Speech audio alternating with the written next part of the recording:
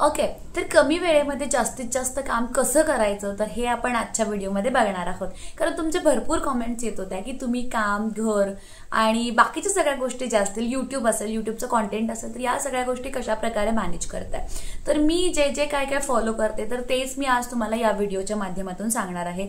So that तुम्ही सुद्धा कमीत कमी वेळेमध्ये, कारण आता तुम्हाला माहिती आहे की माझे 3 बेबीज आहेत आणि त्यामुळे त्या तिघांकडे लक्ष देऊन मग मला कामासाठी वेळ मिळतो, छोटासा वेळ मिळतो. आणि मग त्या छोट्याशा वेळेमध्ये मी जास्तीत जास्त कामं कशी करते, म्हणजे वेगवेगळे कोर्सेस मी कसे लॉन्च करते, त्यानंतर सोशल मीडिया एजन्सी मी कशा प्रकारे चालू ठेवलेली आहे, यूट्यूबचं कॉन्टेंट मी कशा प्रकारे क्रिएट करते, तर या सगळ्या गोष्टी ज्या असतात तर त्या मी कशा मॅनेज करते. तर बेसिकली हे मी तुम्हाला डिटेलमध्ये आज एक्सप्लेन करणार आहे 10 पॉईंट्समध्ये. आणि हे 10 पॉईंट्स तुमच्या लाईफचे सुद्धा टर्निंग पॉईंट जे असतील तर ते ठरू शकतात. त्यामुळे व्हिडिओ पूर्ण बघा, कोणताही पॉईंट स्किप करू नका. आणि आय होप हे जे मी 10 पॉईंट सांगते तर ते तुम्ही सुद्धा प्रत्यक्षात तुमच्या लाईफमध्ये यूज करणार आहात. तर नमस्कार, मी क्षितिजा आणि आजच्या आपल्या नवीन व्हिडिओमध्ये मी तुम्हा सगळ्यांचं मनापासून खूप खूप स्वागत करते. तर आपल्या चॅनलवरती आपण अशाच प्रकारचा युजफुल, इन्फॉर्मेटिव्ह आणि मोटिवेशनल कॉन्टेंट जो आहे तर तो नेहमी शेअर करत असतो. त्यामुळे जर तुम्ही चॅनलला अजूनपर्यंत सबस्क्राईब नसेल केलं तर प्लीज चॅनलला सबस्क्राईब करा. सोबतच जे बेल आयकॉन दिसते तर ती पण हिट करा, म्हणजे आपला नवीन व्हिडिओ आला की त्याची नोटिफिकेशन जी आहे तर ती लगेचच तुम्हाला मिळून जाईल. तर आजचा आपला पॉईंट नंबर 1 आहे, तुमच्या प्रायोरिटीनुसार तुमची कामं जी आहेत तर ती ठरवा, म्हणजे प्राधान्यक्रम द्या. ठीक आहे, म्हणजे आज फॉर एक्झाम्पल आजचा दिवस माझा चालू झालेला आहे. ठीक आहे, तर आजच्या दिवसाची जी काही कामं असतील ना तर ती मला काल रात्रीच ठरवून ठेवायची की मला सकाळी कोणती कामं करायची, दुपारी कोणती करायची आणि रात्री कोणती कामं करायची. मग सगळ्यात महत्त्वाचं काम जे आहे तर ते सुरुवातीला करायला घ्या, किंवा कमी वेळेमध्ये होणारे जे काम आहे तर ते सुरुवातीला करायला घ्या. अशाने काय होणार आहे, तुम्हाला असं एक स्पेस मिळतो की हे काम आहे, ते काम आहे, तर 2, 3, 4 तुमची जी काय दिवसाचं प्लॅनिंग केलेली जी काय कामं असतील तर ती सगळी तुम्हाला नोट करून ठेवायची आहेत. सो दॅट कुठलंही काम तुमच्याकडून जे आहे तर ते मिस झालं नाही पाहिजे. सिम्पली तुम्ही नोटबुक नसेल यूज करणार तर मोबाईलमध्ये नोट्सचा एक पार्ट आपल्याला मिळतो, तर तो सुद्धा तुम्ही यूज करू शकता. आणि at the end of the day तुम्ही चेकआउट करू शकता की तुमची सगळी कामं जी आहेत तर ती झालेली आहेत का. आता मी माझ्या उदाहरणार्थ सांगायचं झालं तर मला कधी कधी तरी काही इम्पॉर्टंट कॉल्स करायचे असतात. ठीक आहे, मग हे मला माझ्या बेबीजच्या अकॉर्डिंगली करायचं असते. म्हणजे जर बेबीज माझे जागे असतील तर कधी कधी असं होतं की खूप इम्पॉर्टंट कॉल आला तर तो मी रिसिव्ह पण करू शकत नाही. मग अशा वेळी मी काय करते, नोट करून ठेवते की या व्यक्तीला मला कॉल करायचा आहे, किंवा हे मला काहीतरी बँकेचं काम असेल, किंवा हे माझ्या कोर्सचे रिलेटेड काम असेल, हे एजन्सीचे रिलेटेड काम असेल, तर मग मी ते नोट करून ठेवते. आणि नंतर ज्यावेळी माझ्या बेबीज झोपतात ना तर त्यावेळी ती जे कामं असतील तर ती मी करायला घेते. अशा पद्धतीने जर तुमचे प्रायोरिटीज सेट असतील ना तर तुम्हाला इझी जाईल प्रत्येक गोष्ट जी आहे तर ती करायला. तर सेकंड 1 आहे, तयारी तुमची ठेवा. ठीक आहे, तयारीपूर्व कामं जी असतील तर ती आधी करा. जसं की मी तुम्हाला पहिला सांगितलं की तुमची जी काही कामं असतील ना तर ती रात्रीच तुम्हाला नियोजन करून ठेवायचं आहे. फॉर एक्झाम्पल उद्याच्या दिवशी काय करायचं. मग आता सुरुवातीला जी तयारीची कामं असतात, आता मी तुम्हाला फक्त म्हणजे करिअरशी रिलेटेड नाही सांगत, तुम्ही तुमचा डेली रुटीन तुमच्या घरातलं सुद्धा असेल तर जी तयारीची कामं असतात, ठीक आहे, म्हणजे किचनचं काही काम असेल किंवा बाकी घरातलं कुठलंही काम असेल किंवा तुमचं ऑफिसचं जे काही काम असेल तर ऑलरेडी हाफ प्लॅन झालेलं असते किंवा त्याची तयारी झालेली असते.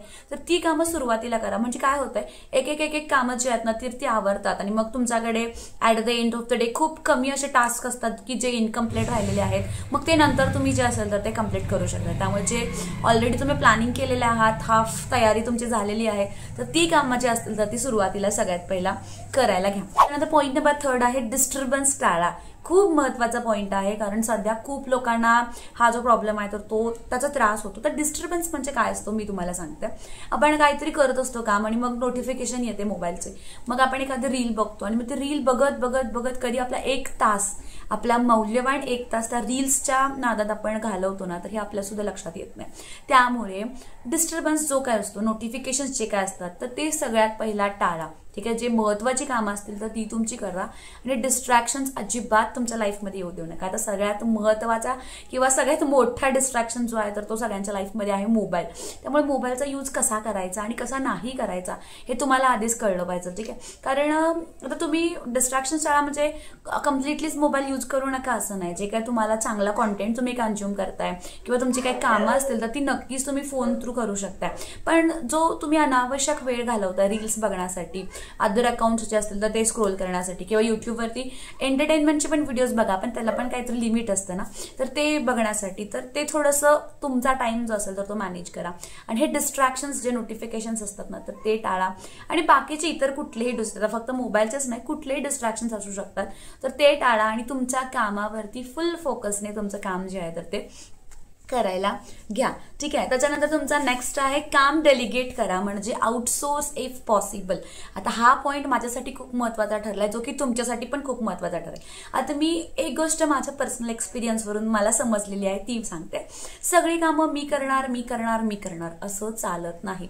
आता तुम्ही मोठमोठे उद्योगपती बघत असाल, व्यवसायिक बघत असाल, तर तुम्हाला एक गोष्ट लक्षात आली असेल की ते प्रॅक्टिकली फक्त टॉप ऑफ द ऑर्गनायझेशन असतात, ते वरती असतात. आणि खालचे जे ग्राउंड लेवलला जे काम चाललेलं असतं ना, तर ते सगळं काम त्यांनी जे काही लोक ठेवलेली असतात, अपॉइंट केलेले असतात, तर त्यांच्याकडून ते करून घेत असतात. ती जी लोक असतात तर ती त्या फील्डमधले एक्सपर्ट असतात. आता कुठलंही काम तुम्ही नवीन चालू करताय तर त्याच्यामध्ये तुम्हाला एक गोष्ट करायची आहे की जर तुम्हाला पॉसिबल होत असेल तर तुम्ही तुमचं काम जे आहे तर ते आउटसोर्स करा, म्हणजे बाहेर करायला द्या. फॉर एक्झाम्पल, आता तुम्हाला माहिती आहे की माझी अकॅडमी आहे, एजन्सी आहे, तर माझ्याकडे अकॅडमीमध्ये सुद्धा टीचर्स आहेत, प्रत्येक फील्डमधले एक्सपर्ट टीचर्स आहेत, सो दॅट मी जरी नसले तरी माझे क्लासेस व्यवस्थित आणि स्मूथली चालते. अकॅडमी झाल्यानंतर माझी एजन्सी आहे, ज्याच्यामध्ये ग्राफिक डिझायनर्स आहेत, सोशल मीडिया मॅनेजर्स आहेत, आणि त्यानंतर मार्केटिंगसाठी सुद्धा आहेत, सो दॅट सगळ्या गोष्टी ज्या असतील तर त्या स्मूथली चालतात. आता ह्या सगळ्या गोष्टी मीच करणार किंवा माझ्या शिवाय परफेक्टली कोण करूच शकत नाही. आता तुम्ही ज्यावेळी लोक दुसरी लावता ना, तर कधीतरी तुमच्यासारखं सेम ते करू शकत नाहीत, तर काहीतरी त्याच्यामध्ये प्लस मायनस होऊ शकते. मग तुम्ही थोडीशी तुमची सिस्टीम किंवा तुमची काम करण्याची पद्धत त्यांना व्यवस्थित सांगू शकता, एक्सप्लेन करू शकता, आणि त्या अकॉर्डिंगली तुम्ही जाऊ शकता. पण हट्ट करू नका की सगळी कामं मीच करणार आहे, कारण आता ह्या स्टेजला तुम्हाला माहिती आहे मी फक्त 10 मिनिटाचे व्हिडिओ करायला बसते, कारण मला जास्त बोलायला चालत नाही. फक्त मी युट्यूबचा कॉन्टेंट जो असेल ना, तर तोच 10 मिनिटाचा डेली क्रिएट करते, आणि त्यानंतर मी निवांत विश्रांती घेते. तर अशी माझी आता सध्या लाईफ आहे. आणि त्यामुळे जे मी आउटसोर्स केलेलं आहे, जे माझं काम जे आहे किंवा माझे जे टीम मेंबर आहे, तर यांची मला खूप जास्त मदत होते.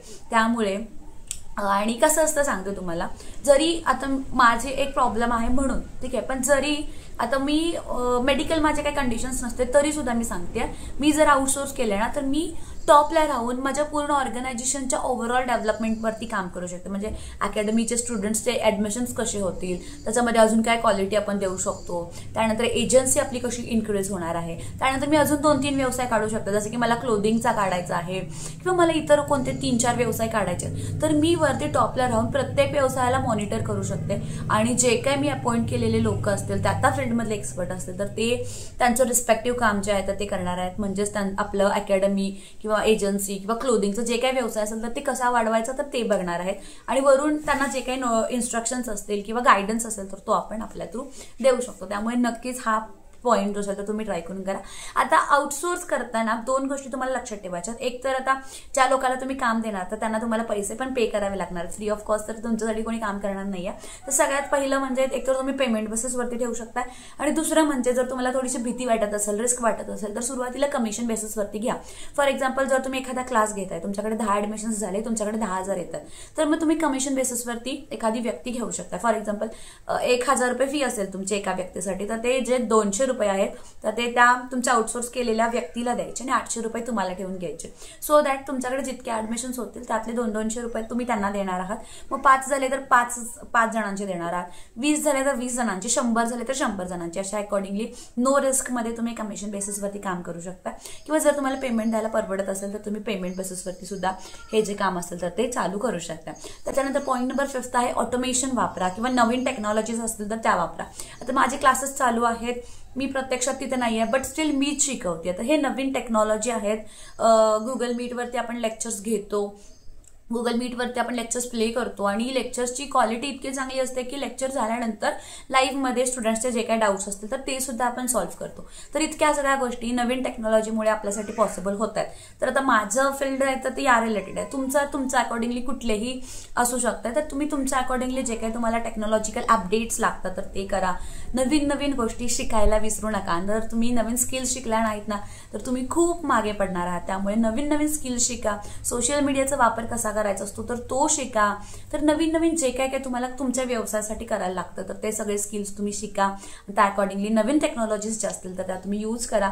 तुम्हाला खूप जास्त त्याचा बेनिफिट होईल. त्याच्यानंतर पॉईंट नंबर 6 आहे की बॅलन्स युअर एनर्जी लेवल्स. आता काम करतोय पण जर तुमची तब्येत व्यवस्थित नसेल, तुमची हेल्थ व्यवस्थित नसेल तर तुम्हाला जितके रिझल्ट्स तुम्हाला मिळायला पाहिजे ना तर तितके मिळणार नाही. तर त्यासाठी तुम्ही स्वतः फिट अँड फाईन असणं महत्वाचं. तर दिवसाची सुरुवात करताना सकाळी थोडासा एक्सरसाइज करा, वॉकला जा, योगा करा, प्राणायाम करा, ठीक आहे, डान्स क्लासला जा, जे काही तुम्हाला फिटनेससाठी लागतं तर त्या सगळ्या गोष्टी करा. हेल्दी डाएट घ्या, ठीक आहे, ड्रायफ्रुट्स, त्यानंतर फ्रुट्सचा यूज करा, दूध प्या. तर ह्या भरपूर गोष्टी असतात एक हेल्दी लाईफस्टाईल तुमचं मेंटेन करण्यासाठी तुम्हाला महत्वाच्या ठरू शकतात. कारण ॲज अ इंडियन वुमेन आपण मोस्ट ऑफ द टाइम आपल्या फॅमिलीचा विचार करतो आणि यावेळी आपण आपला विचार करायला कुठेतरी मागे पडतो आणि त्यामुळे आपली एनर्जी लेवल जी असेल तर ती लो होऊ शकते. जर तुम्ही फिट अँड फाईन असाल तर नक्कीच तुम्ही एक स्त्री किंवा एक महिला म्हणजे तिच्या घराचं इंजिन असतं आणि जर इंजिनच पॉवरफुल असेल ना तर मग गाडी ऑटोमॅटिकली फास्टच पळते. त्यामुळे लक्ष ठेवा की तुम्ही स्वतःची काळजी घेणार आहात, ऑटोमॅटिकली तुमचं पूर्ण कुटुंब जे आहे तर ते व्यवस्थित फिट अँड फाईन जे आहे तर ते राहणार आहे. त्याच्यानंतर पॉईंट नंबर 7 आहे 2 मिनिट्स रूल. ठीक आहे, तर 2 मिनिट्स रूल म्हणजे काय असतं तर ते मी तुम्हाला सांगते. फॉर एक्झाम्पल आता मला एक 2-3 कामं आहेत आणि त्यातली एक काम असं आहे की जे 2 मिनिटात होतं. फॉर एक्झाम्पल मला एका व्यक्तीला कॉल करायचा जो की 2 मिनिटातच होणार आहे. मग मी नंतर करत बसण्यापेक्षा जर 2 मिनिटातच कॉल होणार असेल तर मी आत्ताच तो कॉल करून घेईन. ठीक आहे, तर जे छोटे छोटे कामं असतात जी 2 मिनिटात होऊन जातात तर ती लगेच म्हणजे ज्यावेळी तुम्हाला आठवतात किंवा ज्यावेळी तुम्हाला समजतात की हे काम करायचं आहे तर ते नोट करून ठेवण्यापेक्षा ते लगेचच करून टाका. म्हणजे तुमचं टास्क जे असेल तर ते त्या दिवशीचा जो असेल तर तो क्लिअर होईल. नंतर 8 पण आहे तुमचा माइंडसेट जो आहे ना तर तो सुधरवा. तर माइंडसेटचा प्रॉब्लेम मी एक तुम्हाला सांगते, म्हणजे माझ्या एक्सपिरियन्सवरून मी तुम्हाला सांगते. आता मी माझ्या लाईफमध्ये खूप स्ट्रगल करते. ठीक आहे, आता सक्सेस पण तितकाच मिळतोय पण स्ट्रगल पण आपल्याला तितकाच जो असेल तर तो करायला लागतो. ठीक आहे, तर मी कधी कधी मला जमत नसेल तर मी सकाळी लवकर उठते, 5 वाजता उठते, 6 वाजता उठते. मग मी व्हिडिओज रेकॉर्ड करते किंवा लेक्चर्स रेकॉर्ड करते. दुपारी मी कधी कधी लेक्चर्स रेकॉर्ड करते. मला खूप झोप आलेली असते तरी पण मी लेक्चर्स रेकॉर्ड करते. रात्री सुद्धा कधी कधी म्हणजे मला जसं जमेल माझ्या फॅमिलीच्या टाईममधून तर त्या अकॉर्डिंगली मी माझं काम जे असेल तर ते करायला बसते. ठीक आहे, तर आता याच्यामध्ये मलाच का किंवा मीच का त्रास करून घ्यायचा, मी घर पण बघायचं आणि मी काम पण करायचं, हे मीच का करायचं. तर हे जे माइंडसेट खूप जणांच्या मध्ये असतं तर हे आपल्याला कुठेतरी कमी करावं लागेल. तर एक ॲज अ फॅमिली आपण as a couple as a full family जर आपण प्रत्येकाने थोडे थोडे रिस्पॉन्सिबिलिटीज वाटून घेतले आणि म्हणजे मला पर्सनली कसं असतं माहिती आहे का की जितकं मी माझ्या फॅमिलीसाठी करू शकते ना तर तितकं मी करायला तयार असते. त्यामुळे मला असं कुठेच निगेटिव्हपणा वाटत नाही की हे मीच का करायचं किंवा हे माझ्याच वाटायला का आलेलं आहे. कारण भरपूर लेडीज कॉम्प्लेंट करत असतात की हे मलाच होतंय, मलाच त्रास होतोय, कोण फॅमिली मेंबर सपोर्ट करत नाहीत. आता माझे सुद्धा जर तुम्ही व्हिडिओज बघितले तर व्हिडिओ माझे रेकॉर्ड करायला पण कोणी नसतं तर मी स्टँडला सिम्पली व्हिडिओज जे असतील तर ते हे करते, मोबाईल जो असेल तर तो ठेवते आणि जसं जमेल तसं मी करते. तर कंप्लेंट्स तुमच्या लाईफकडून अजिबात करू नका, फॅमिली मेंबर्सकडून तर अजिबातच करू नका की ते तुम्हाला तुमच्या कामामध्ये जे असेल तर ते मदत करतील. तर जर त्यांनी केली तर वेल अँड गुड आणि जर ते करत नसतील तर कंप्लेंट्स करून किंवा स्वतःला त्रास करून घेऊन त्याच्यामध्ये काहीच उपयोग नाही आहे. त्यामुळे मला असं वाटतंय की तुम्ही तुमचा माइंडसेट जो असेल तो चेंज करा, पॉझिटिव्हली विचार करायला स्टार्ट करा की मी माझ्या फॅमिलीसाठी इतकं करते. ठीक आहे, म्हणजे मला खरंच भारी वाटतं की मी माझ्या फॅमिलीसाठी आज हे करू शकते, आज ते करू शकते, मी माझ्या मुलासाठी हे घेऊ शकते, ते घेऊ शकते. म्हणजे कोणालाही कोणाचाही कन्सर्न न घेता फॉर एक्झाम्पल मी काहीतरी शॉपिंग करते, ऑनलाईन शॉपिंग करते, मला एखादी वस्तू आवडली तर ती मी डायरेक्टली घेऊ शकते. मला कोणाला विचारावं नाही लागत आहे किंवा ती का मागवली म्हणून मला कोणाला अँसरेबल मी नाही आहे. कारण माझी स्वतःचे पैसे आहेत, मी स्वतः कमवते आणि याच्यापेक्षा मोठं सुख मला वाटतंय कुठलंच नाही आहे. जे काही मी करते तर माझ्या फॅमिलीसाठी करते. त्यामुळे तुमचा माइंडसेट जो असेल तर तो चेंज करा, पॉझिटिव्ह विचार करायला चालू करा. त्याच्यानंतर नेक्स्ट पॉइंट आहे की तुमचा टाइम, तुमच्या दिवसभरामध्ये तुमचा वेळ कुठे वाया जातोय तो ओळखा. आता माझं सुद्धा मी काय अगदीच अशी परफेक्ट नाही आहे 100%. तर कधी कधी जसं मी तुम्हाला सांगितलं की मी मोबाईलमध्ये माझा भरपूर वेळ कधी कधी तर जातो वाया. म्हणजे मी एंटरटेनमेंटच्या गोष्टी सुद्धा कधी कधी तर एकदा एक रील बघायला बसले की मग मी ते बघत बसते. मग असं मला नंतर थोड्या वेळाने लक्षात येतं की आपला भरपूर वेळ जो आहे तो वाया गेलेला आहे आणि आय थिंक तो जो आहे तर तो मी काहीतरी दुसरं केलं असतं तर नक्कीच मला त्याच्या थ्रू काहीतरी व्यवस्थित बेनिफिट जो असेल तर तो झाला असता. तर तुमचा वेळ वाया कुठे जातोय तो ते थोडंसं लक्षात घ्या. म्हणजे तुम्ही कुठे बाहेर टाइमपास करताय किंवा मोबाईलवरती वेळ घालवताय, टीव्ही जास्त वेळ बघताय किंवा काम करायची तुमची घरातलं काम करायची स्पीड तुमची कमी आहे, तर या सगळ्या गोष्टी थोड्याशा अनालिसिस करा, सेल्फ अनालिसिस करा आणि नक्कीच तुमच्या लक्षात येईल की तुमचा अनमोल वेळ जो आहे तर तो कुठे वाया जातोय आणि त्यामुळे तुम्ही तो थांबवू शकताय आणि तो वेळ जो असेल तर तो व्हॅल्युएबल तुमचा जो असेल तर तो करू शकताय. त्याच्यानंतर लास्ट पॉइंट आहे रिव्ह्यू अँड इम्प्रूव्ह. तर रिव्ह्यू अँड इम्प्रूव्ह म्हणजे काय, ओव्हरऑल तुमचं जे काही डेली रुटीन असेल, तुमचं काम असेल तर ते नेहमीच चेकआउट करायचं की आपण याच्यामध्ये काय करू शकतोय, काय नाही करत आहे आपण आत्ता, काय केलं तर बेनिफिट होईल. ह्या सगळ्या गोष्टी नेहमी अपडेट राहायचं. टेक्नॉलॉजीज असतील, काही स्किल्स असतील, सोशल मीडिया असेल, नेहमी अपडेट राहायचं आणि स्वतःमध्ये जे काही इम्प्रूव्हमेंट्स तुम्हाला करावे लागतात किंवा स्वतःच्या स्किल्स काही पॉलिश करावे लागतात तर नेहमी करायचे. आता याच्यामध्ये ना एक अजून वेगळा पॉईंट आहे तर तो मी तुम्हाला नेक्स्ट व्हिडिओमध्ये कव्हर करेन, तो जो पॉईंट असेल तर. म्हणजे थोडासा सॉफ्ट स्किल्सचा तो पार्ट आहे तर तो मी नक्कीच तुम्हाला नेक्स्ट व्हिडिओमध्ये एक्सप्लेन करेन डिटेलमध्ये. तो पण व्हिडिओ खूप महत्त्वाचा आहे एक पॉझिटिव्ह माइंडसेट तुमचा जो असेल तर तो तयार करण्यासाठी.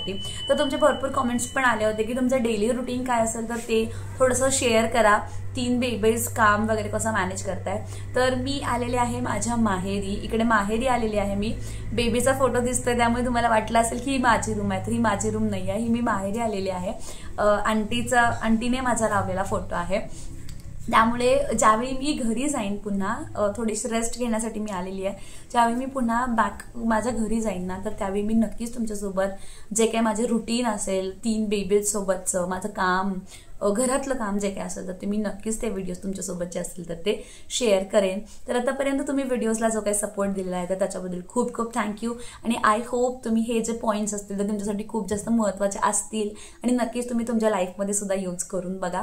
आणि thank you so much for watching, keep supporting. Bye. Update अशी होती की सोशल मीडिया मॅनेजमेंटचा कोर्स 16 जून म्हणजे आजपासूनच चालू होतोय आणि ग्राफिक डिझायनिंगचा जो क्लास आहे तर तो 23 जूनला चालू होतोय. मोबाईल ग्राफिक्स पण आणि फोटोशॉप पण जो आहे तर तो 23 जूनला चालू होतोय. त्यामुळे तुम्हाला जर काही इन्क्वायरी करायची असेल तर डिस्क्रिप्शनमध्ये मी नंबर दिलेला आहे, व्हॉट्सअप नंबर. सिम्पली तुम्ही व्हॉट्सअप सुद्धा करू शकताय किंवा डायरेक्ट कॉल सुद्धा करू शकता. डिटेलमध्ये इन्फॉर्मेशन जी आहे तर ती तुम्हाला मिळून जाईल. Thank you so much for watching, keep supporting. Bye.